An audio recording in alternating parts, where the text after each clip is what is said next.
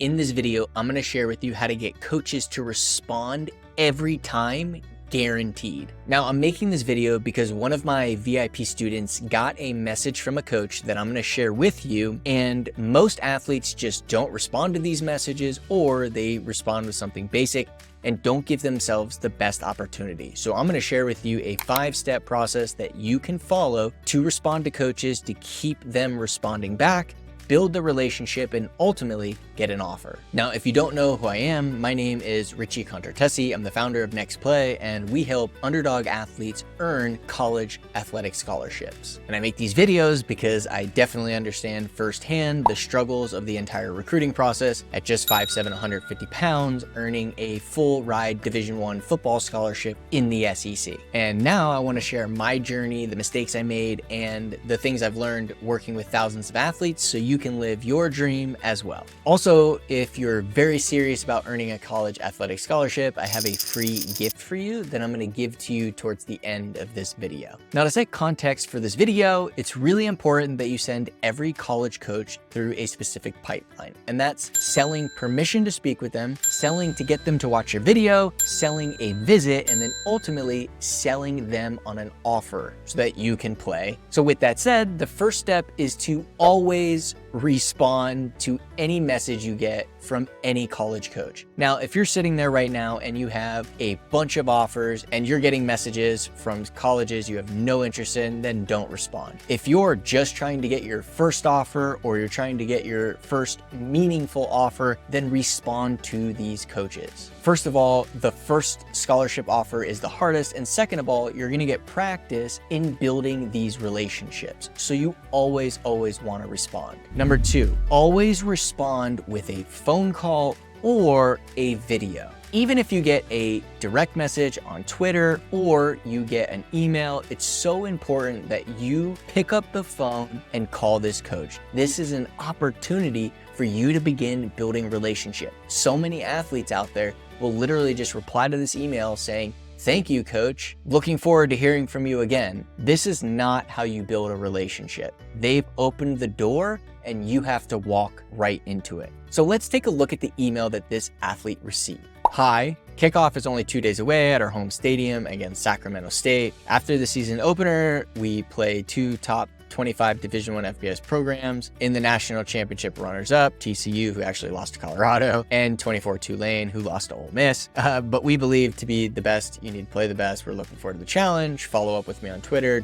So first thing is definitely follow up on Twitter, right? You're going to message him on Twitter and you're going to email him and you're going to obviously call first, but do what they tell you to do. If they tell you to complete a questionnaire and let them know you've done it. If they tell you to follow them on Twitter, go on Twitter and follow them. The next thing that you're going to do is you're going to go to their website, because there isn't a phone number here, and go find the phone number. So I'm going to pull up that right now. So boom. Okay. So we're on their website and I'm looking for this coach, and I found the coach, but they don't have a phone number. That doesn't mean you can't call them. Again, this is where most athletes will quit and they're not going to reach out. No, you've got to reach out. They have other people's phone numbers here. They have the offense coordinator, defense coordinator, wide receiver, special teams. You're going to call all of them and say you received an email from this coach and what's the best number to reach them at? And then they're going to give you the best number. Some schools don't have any of the coach's contact information. That does not mean you can't contact them. There are people at the school, the general managers, the director of football operations, the director of player personnel, the administrative assistants. Their phone numbers will be on the site. You will be able to find a phone number. It is so critical and so important that you do the work to get them on the phone.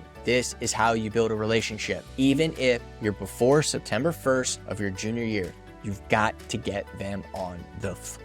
It is so important. You can call them if you're before September 1st of your junior year. You can call them and speak with them. They just can't call you. So you pick up the phone, you call the coach, you let them know that you received their email and you did what they told you to do. And then here's where it begins. You're going to ask permission to send them your game film, or if you're in the conversation and they already have seen your game film, you're going to ask them permission for the visit, whether it's unofficial, it's official, it's a game day visit, it doesn't matter. That's the next step. And you just want to ask. They're already interested in you. You can't be afraid to ask. Now, if they don't answer the phone, you're gonna leave a voicemail and you're gonna create a task for yourself to make sure you follow back up with them in a week. And you're gonna keep calling them and you're gonna keep leaving voicemails and you're gonna keep sending emails until they respond. Step 3, if they don't answer the phone, now you can send them a video. And this is something that most athletes won't do, but it's going to get them to respond to you. So all you need to do is open up your phone, put it on selfie, put on the camera, and make a video letting them know you received their email. Show them a quick clip of their email if you'd like. Tell them you've done what they told you to do, you thank you for their interest, and you go right into asking them permission to send them the game film or asking them permission for a visit, depending on where you are in the process. The big key here is that there's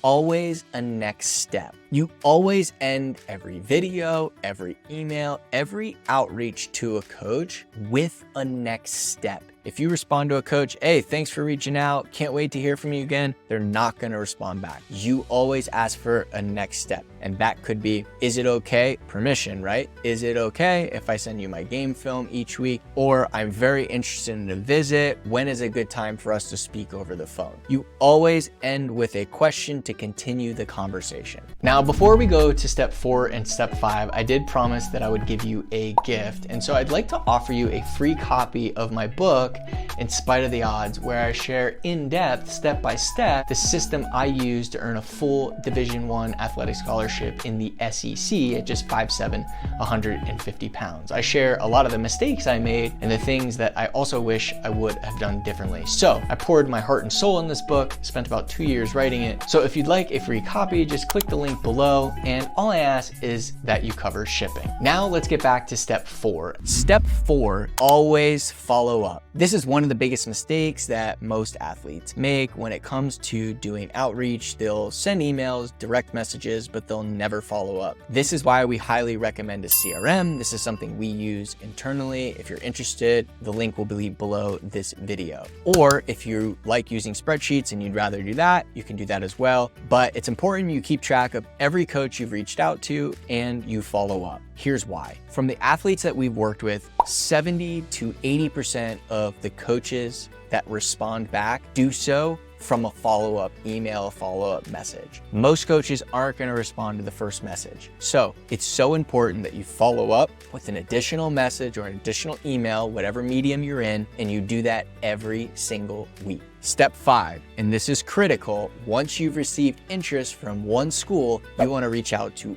all the schools in that conference, and you want to follow the same outreach system we teach in this video right here that I'll put above the screen. And you want to let them know that this school reached out to you and that you were also interested in their school. Here's the bottom line. When a coach knows that other schools in the same conference are recruiting a player and they don't know about you yet, they can get in trouble for missing. So they're gonna check you out, they're gonna look at it, and they're gonna respond. So once you get that one letter, that is the opportunity to now hit every school in that conference and let them know you're being recruited from that school and that they better be interested in you. If you found value in this video and you'd like to see more videos just like it, just make sure to subscribe and hit the bell. And I'll leave a video right here that's gonna help you continue the process and earn a college football scholarship. I'll see you on the next one.